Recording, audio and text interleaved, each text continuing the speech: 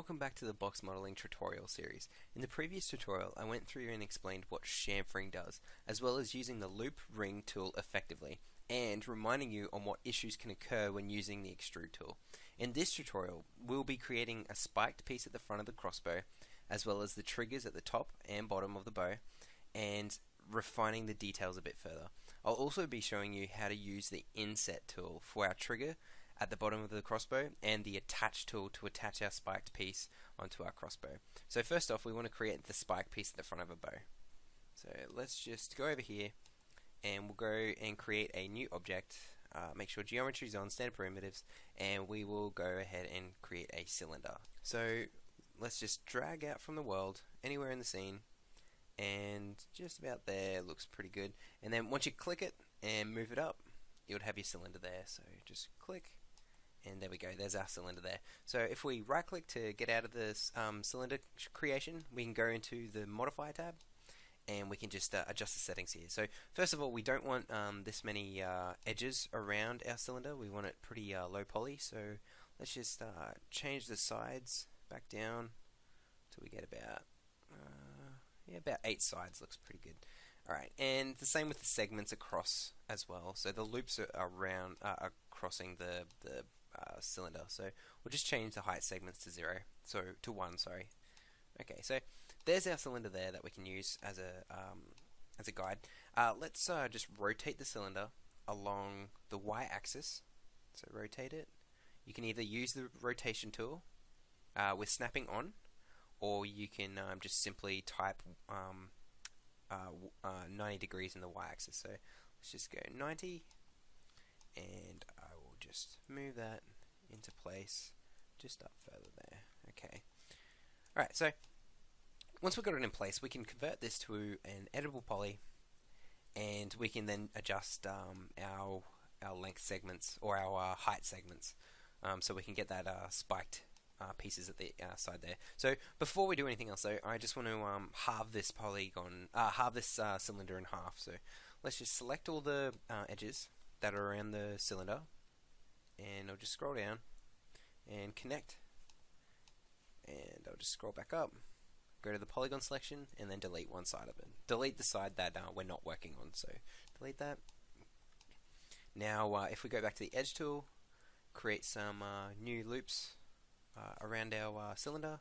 So probably just one loop. We'll have the loop just towards the end of the cylinder, so that way it can be the base of where the spike starts. So just about here looks about right. Okay.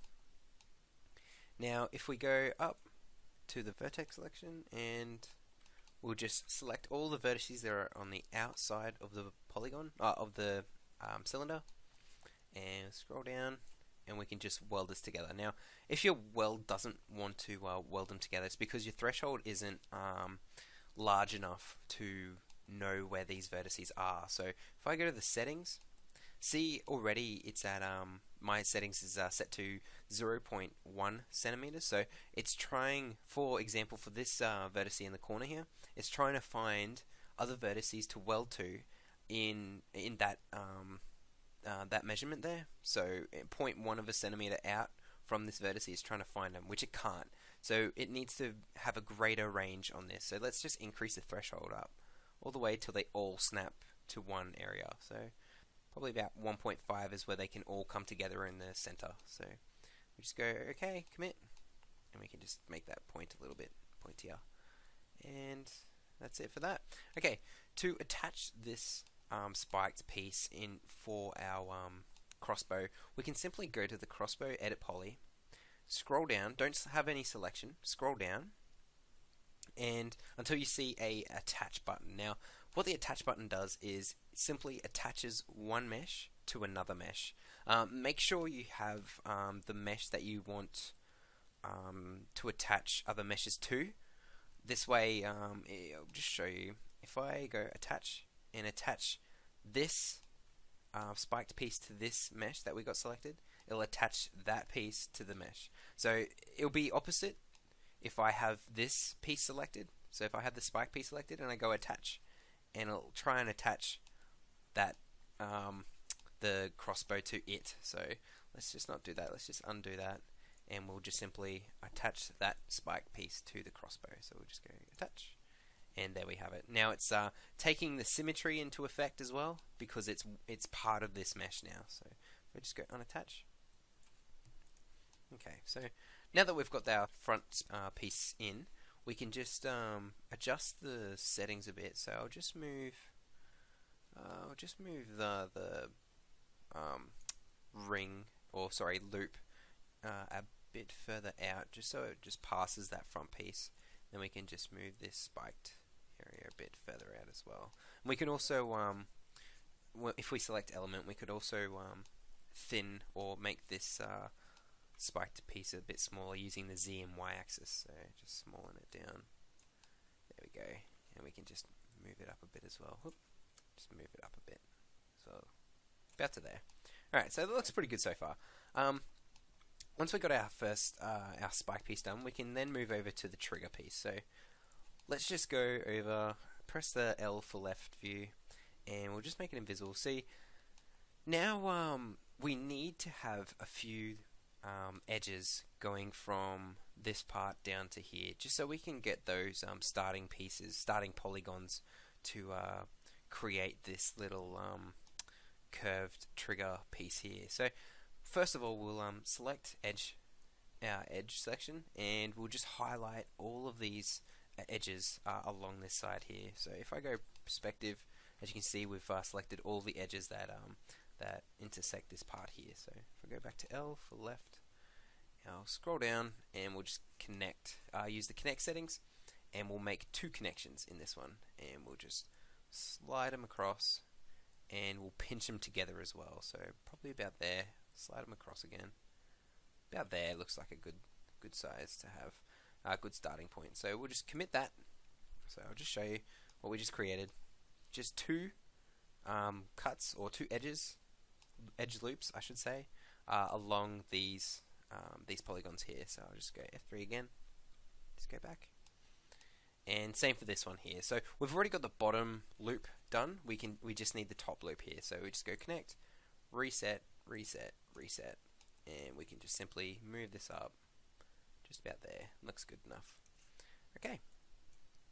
So once that's done, we can go to the click out of the edge mode, go to perspective view, rotate around, and we can start to create our little piece that comes out from the trigger. So we can use our inset tool. So what the inset tool does is pretty much creates a polygon within a polygon. So if I select this polygon here, actually I'll select this polygon here, I'll go out of invisibility for a second, I'll have polygon selected, scroll down, and I'll go inset. So watch what happens to this polygon here when I click inset. So, and I'll just inset it in. See how it's creating a new polygon within this polygon here? That's pretty much what the inset tool does. So if I let go of that now, get out of the inset, I now have a new polygon to move around and adjust accordingly if I wanted to. So that's pretty much what the inset tool does. So I can just go over to the settings and just adjust how big I want the inset to be. So yeah, and you can also go by group or polygon. Same thing with the extrude tool as well. So just exit that for now, and I'll select the most inner polygons that we're going to use, mainly this polygon here, and I'll just select inset, make it a bit smaller, about here, looks good, commit, and see how it's created two, well sorry, if I turn symmetry off, it's created a polygon on this side as well. We don't really want this polygon here, so we can just go delete, select this polygon here, and just move it across. So that way, if I turn on symmetry, it's all just one fluent polygon. So now if I go extrude, I'll reset the extrude. I'll go to the left view just so you can see with the extrude, and I'll extrude it out. Okay. So I go commit, move it around. I can also move this as well if I highlight these, and I go grow. The grow tool allows me to have a selection. So say if I wanted all of these here, all of these polygons around this polygon that I have selected, I just simply grow. So it will grow out my selection. So if I grow, it'll select all the ones around that polygon. And same if I did it again, it'll select all the ones around the selected polygon. So if I go grow again, and then so on and so forth. So, and same deal with shrink. So if I have all these polygons selected here, selected up here, and I just go shrink, it's going to select probably these two here. So see, and it's pretty much the same. So I'll select this polygon here, grow again. So that way I've got these polygons on the outside of our extrusion, and I'll just move them down. So I'll go to the left view and I can just move them down. That way we can get everything in line. And yeah, okay, so now I want to just start extruding all the way down to this part here. So if I go to the perspective view and just select this polygon, go back to the left view, and I'll just go extrude. Yeah, that's fine. And move it around, start to rotate it. Whoops. Start to rotate it, narrow it down, and extrude again. Yeah, it looks alright. Move it, rotate, about there, rotate it 90, extrude again, looks alright. Move down here, and we can start to widen this up a bit, just so it equals the height of this as well. So if I could press P, now that we've almost got our connection sorted, all we have to do now is just bridge this together, but we can't bridge it because we have this polygon in the way. Now all we have to do is just delete this polygon here. So now if I select this polygon and delete this one as well, we can go back up to the edge tool, select all these edges that are on the outside, select all these edges that are on that outside, and simply just go bridge, and it'll bridge those polygons together. Okay, so once that's done, remember to turn off symmetry every time we do a extrusion along the middle side. It's going to create polygons. So let's just go to the polygon and delete the inside of them. So that way we won't have any interfering polygons. So untick symmetry, and as you can see they're not, whoops, I'll just move in a bit, just zoom in. As you can see they're not together, so we can just move, select all these polygons and then just move them in. There we go, so they just all weld together. And same deal to try and zoom into that. And same deal to try and get this nice smooth edge. So I'll just select these vertices here, and I'll just move them in. So try and get like a nice thin curve going on. So I'll do the same for these vertices, highlighting them along the way, highlight, control, and I'll just move them in. Okay, so that's pretty much our trigger mechanism. So if I go to left view, we've got that little bar there to put our trigger. So I just scroll out, press P. When we created these new loops here, we also made a way to extrude our little hammer or our little crosshair trigger, this part up here. So what we can also do, we can use the inset tool. So if we scroll down, have polygon selected, scroll down, inset, use the settings, just so you have a bit more power over it, and we'll just inset it, yeah, about there, looks good, just not too much, and just enough to get like a nice little crosshair in between. So accept, and we'll just extrude this polygon out here. So we'll just extrude, I'll just go to left view, make it invisible, and I'll just simply OK, and I'll just, whoops, I'll move these back down. See, when you extrude, you can also change the length of it once you've committed the extrude. So if it's too far and you just want to adjust it a little bit, you can always just move it back down to the right position. So for this one, I've got that polygon still selected, and I'll just move it back down to the Y position, just so it's just about there. And also too, the little trigger, it kind of has a sharp point at the back, but then starts to slope down. So we can just simply go to the vertex selection, select the two front vertices, and just move them back. So that way we've got that little bit of a trigger happening there as well. So if I press P, zoom to perspective, we've got our little crosshairs going on. We can even move this up a little bit as well, just to get that little bit of depth.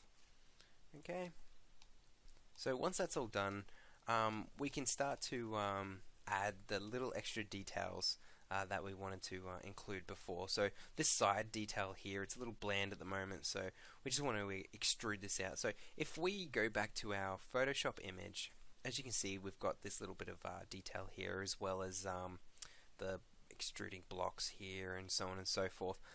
We'll focus on this area here first. So what we can do, just minimize that again, go back to 3ds Max, and we can create that detail. So even though we may not have it on our reference images, we can always assume where it would be or where it would be placed. So let's start off.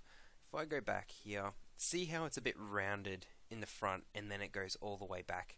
Well, we can take this into consideration and use the same principles on our 3D model. So if I go to the vertex selection and say I want to select these, or actually, so if I select this top vertex here, so the vertex that is just in front of the triggers, the top little crosshairs, if I select that vertex and holding control, I'll select this vertex here, this vertex here, and this bottom vertex here to make that round area happen. So while they're selected, I'll scroll down and I'll just create edges around them. And there we go.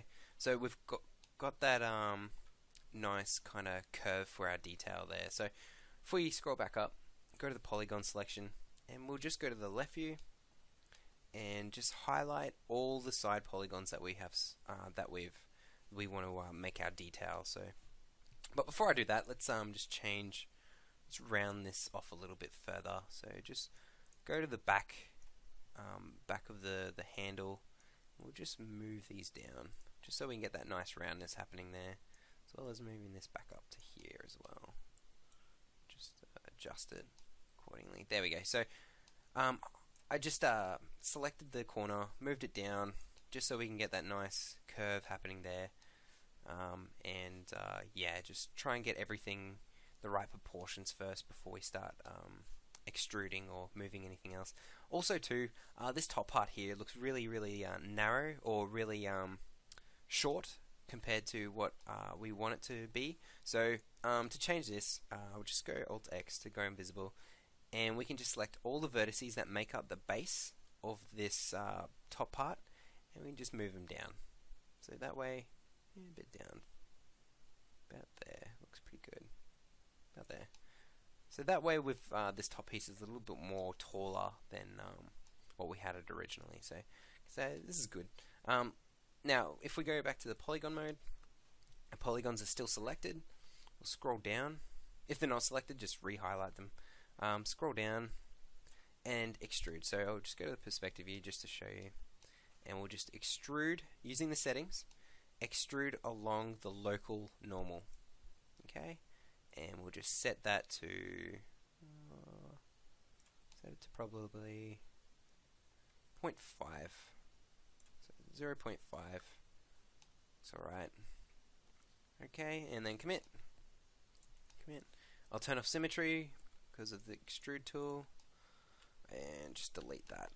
So now if I turn on symmetry again, we've got that little bit of detail there. So it's started to extrude it out a bit more, and yeah, that's pretty good there. Okay.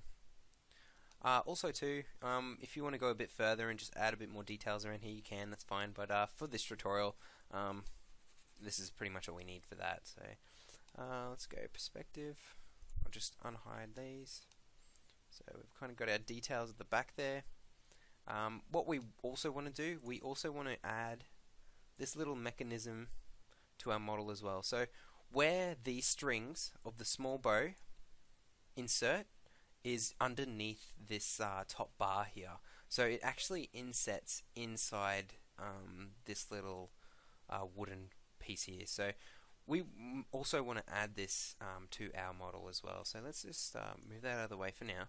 Go back to our model, and we just want to highlight all the polygons that are just above that extruded top piece here. So we'll just holding control, going all the way down to the bottom, and we'll just simply scroll down and inset these as well. So just and also just make it pretty thin, about there, looks pretty good, and we'll just go OK.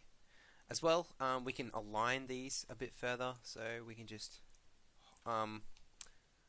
selecting the vertices. I'll select all the bottom vertices here that make up that inset, all the bottom ones here, and as you can see they're kind of like out of alignment, so I'll just scroll down and see what we can do with them. So I'll just go X, and they're all in a line now, so I'll just move that in, and same with the top as well. So I'll just highlight all the ones that are at the top, holding control, and we'll just go align X. This is all in vertice mode, so just scroll back up, go back to the polygon selection, we should already have it selected, and scroll down, and we can extrude inwards this time. So negative, whoops, okay, the reason why it's doing that, actually we'll use the extrude tool and we'll go group. So we'll just extrude it in a little bit, probably negative 0.5 is fine, and then we can adjust it for there. So negative 0.5, okay, commit, narrow it in, oops, just use the Z-axis to narrow it in, make it smaller, X-axis again, and then we can just go to the front view, make it invisible, Alt-X, then we can just simply move this in here, and we can also rotate it just so we get that nice indentation happening there. Just move it just about there. Okay, so if I press P again, perspective view, we created our little indentation there. So remember, select the polygons that are on the outside, all the ones just after the little detail that we made, all the way to the end of just before where the roundness kicks in. So all those polygons there, inset it, and then extrude at a negative degree. So okay. So once we got that inset there, all we have to do now is just do the strings, and then probably we can just refine it from there. So to do the strings, it's pretty simple. It's exactly the same way on how we created our front piece there. So we'll just go to the Create tool, cylinder, make a little cylinder anywhere in the scene. We'll make it narrow, so the radius can be, let's go 0.3 radius. The height can be, let's go 20 centimeters, I guess, because we can always adjust this later. Position this just on the end of the small crossbow, so this can be the strings, the small crossbow string first. With its rotation as well, it's on the bottom of the cylinder, which is great. We can then rotate the bottom of it accordingly. So we'll just move it in position first. So we're just using the X and Y to move it across, and then Z to move it up. So just on the end of that crossbow part there, and then we can just simply rotate it along the Y first, and then rotate it along the Z. So until you get a nice string pointing towards the inset there. We can also, instead of the view, with our rotation, it's set to a view rotation, which means we're in perspective at the moment, so it's going to be a world rotation. So for a local rotation, so with this string, it's kind of rotated at a strange angle. So we can just, if we want to keep rotating it along this angle here, we can change this rotation to set by local. So just click that little view right up there. It's next to the pivot point, center, and next to all your scales. It's that little view. Select view and select local, and watch what happens to the little gizmo when we select local. See how it changed? It's now set to its local axis. So if I move that now, see how the gizmo also moves with it? This is to do with this object's local axis. So just keep that in mind. So just keep rotating along its x-axis, just so it's almost in line with that. I'll just turn off snapping for a minute. I'll just try and get that. Yeah, it looks pretty good. Alright, looks good there. We can also adjust its height to push all the way in. There. Rotate it again.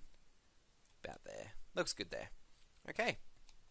Once that's done, we can also attach this to our model. So if we select our crossbow, go down, don't have any selections, scroll down and press a little attach button and just simply attach this string here. So a good idea as well is if you have any polygons that aren't being viewed or you can't see them within the model, it's always a good idea to just remove them. So like for instance, if I had a cylinder and it was a handle of some sort and you never see the bottom of the handle, then you could always go to the convert, you can always remove the underneath the handle. So if you delete that, no one would ever know you've deleted it. This is a really good thing to know, because with games and game props and game characters, it's always best to keep it as low poly as you can. And when I say low poly, I mean to keep it as simple as possible, but still try and keep that extra detail that you need. So a good sized model would have probably about depending on what the model is. If it's like this crossbow and it's a first person shooter, it'll probably be about 3,000, but that's like a really detailed crossbow. For this one, our poly count is set to, let me just go to statistics. I'll show you both total, show and viewport. Okay, so the poly count for this at the moment is 807, which is really low poly. So you can even go in further and just add your own details in. So we'll probably do that a little bit later, but for now, I just want to let you know about the poly count and how it's important to the models. Okay, so I'll just delete this and I'll go back here. So saying that, I'll go back to editable poly. I'll click on the string. I'll move it out. I'll move it along the Y axis. I'll go in the front here. This polygon, we never see it. We'll never see the inside of this string here. So we can just simply delete this top part and just zoom in and this bottom part here of the string as well. So make sure you go into poly and select the top and bottom and then delete them. So that way we've cut down our poly count a little bit further. So we just go back to element, select the string and move it back in place. And you wouldn't even know what we deleted. So okay, so once that's done, we can also duplicate this string here to act as the larger bowstring. So holding shift, making sure you've got the entire string selected in element or polygon. As long as you've got it selected, hold shift and just drag it along a axis, either Z, Y or X. So I'll normally use Y just so, and I'll just create a second copy. So we can either create it a new object of it, or we can just simply still have this new copy attached to our mesh. So I'm just going to have it attached to our mesh for now. So okay, and since it has no segments, if I go into the vertex selection, I select the bottom vertices and move it around. See how it's just aligning to wherever I move the vertices to.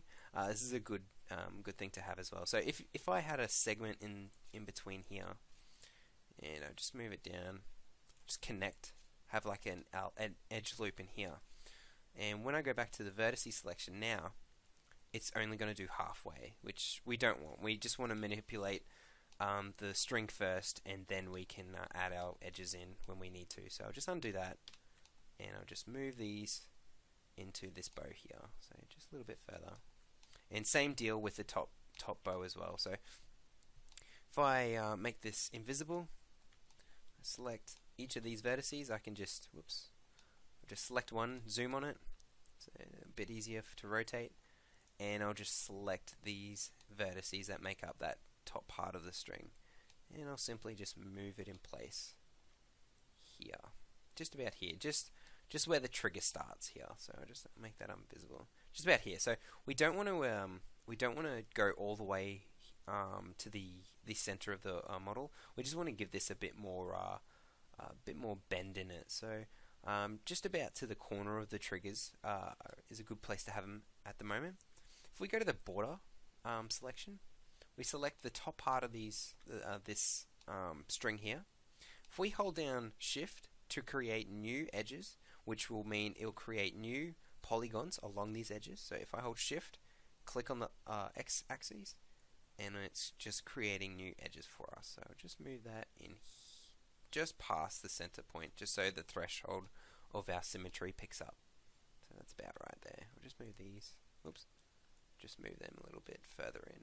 Just rotate them just so they're in line. Okay. So that's pretty much our strings. We can go further and add a bit more details. We can add a little trigger in here. So let's just go select the polygon. Select this one, the inside of the little bar, just one of the polygons. You can even go inset and set it to a really small number, just about here is probably good. OK, and delete the inside polygon to that, and we'll just simply move this along the y-axis just so we can just get that one polygon there. So I'll just smallen this polygon up as well. Just keep moving it down, and we'll just extrude it. Reset the extrude, move it down. OK, we'll just simply move it like that. Okay, cool. You can also go ahead and refine it a bit more. I'll probably just go to the vertex selection, select all the bottom vertices that make up that trigger, weld them together, pick up my weld selection a bit more just so it picks up all the vertices that I got selected, commit, and move them in just in the middle there. Okay, so now that they're together, we can start refining this edge here. Just remember with the extrude tool, what happens? It creates a polygon inside our model, the center of our model, which we don't want. So delete that. Go back into edge mode. Highlight all the edges that make up that trigger. I'll go on this side. Turn back on symmetry mode. Scroll down. Create a new edge loop. So connect. Actually, I'll undo that and I'll just go to the settings. Reset that to 0. Move it up a bit.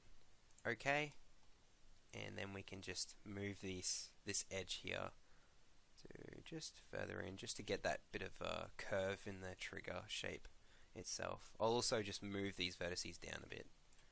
Just move them back. So okay, so there we got that trigger there. Okay, so now that pretty much the rest is done, I'll just go to the edit poly, go to my edit elements. And we can just simply copy already modeled geometry to use as extra detail. So we'll use this front piece here, and we'll just simply hold Shift, move it across, just to get these extra details in here. So we'll clone to element, okay. So that way we've got a bit of a bar to hold onto as well. So if I do it again, Shift drag, drag down. Clone to element, yep. Do it again. Clone to element, there we go. And same deal if you want to have like little bolts on this on the outside of this. So I can just go Shift, Control up, move. And since we're not seeing, I'll just zoom in into that. I'll turn off symmetry mode, rotate it around. Since we're not seeing the inside of these polygons here, we can just simply go to the polygon selection. Whoops.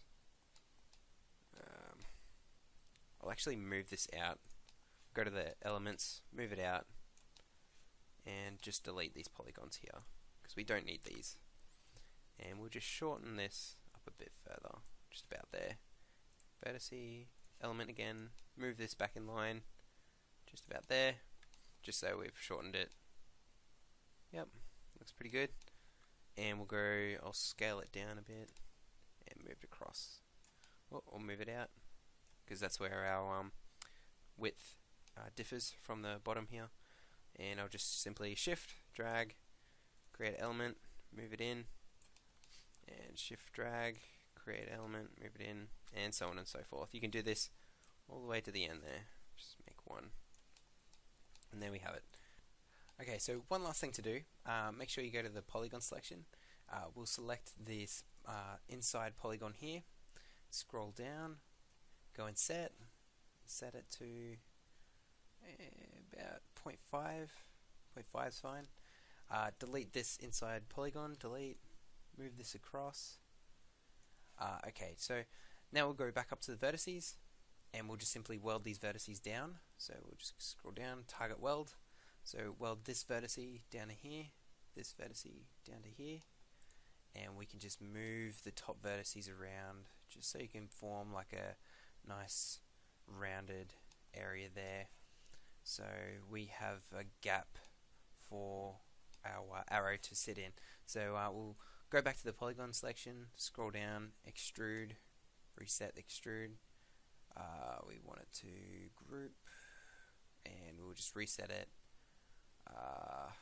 Negative 1.5, I guess. 1.5, I guess, is fine. Okay, turn off symmetry. Remember the polygon inside there. That's fine. Polygon, remove it. Okay, so now if we turn back on symmetry, we've got a nice gap in the center of our crossbow. We can just move this down as well, as far as you want. And that's it. Okay. Once that's all done, the next video will just show you how to retopologize this model here and position everything back into its rightful place, as well as going over and making sure there's no five-sided polygons or any open edges that we need to weld together. So, okay.